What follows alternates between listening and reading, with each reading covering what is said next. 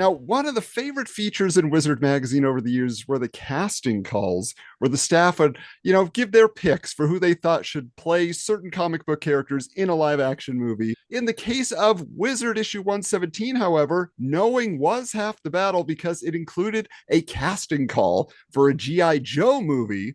And so, to do it justice, we had to assemble a crack team of pop culture commandos. It is my pleasure to welcome back from the Knowing is Half the podcast. That's right. It's Ray Staccatus and Robert Clark Chad. How you doing, guys? Every day is a gift, Adam. I will tell you that right now.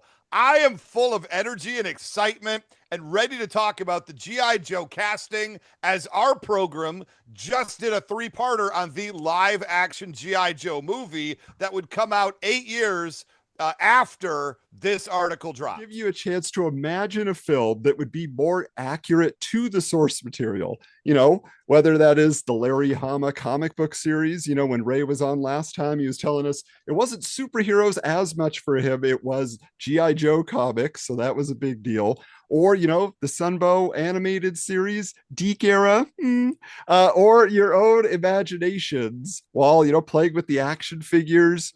In our casting call, I got to ask you guys, how amazed were you as they start off here? They don't put Duke in the front. They don't put any, quote unquote leader of G.I. Joe. They start off with the coolest character, Snake Eyes. And who did they pick for Snake Eyes? Ray Park. Wait a minute. The guy who actually got it right, which might have been a first and probably a last for Wizard.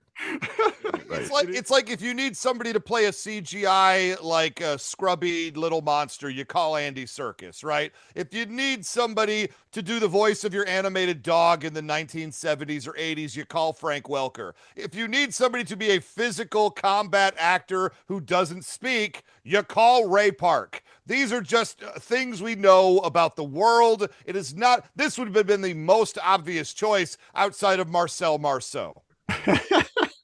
Yes, great martial artist, Marcel Marceau. That's right. Because when you think martial artists, you've got Ray Park, then Marcel Marceau, and we're just going to ignore the entire continent of Asia. They got one, and that is, I'm happy for them.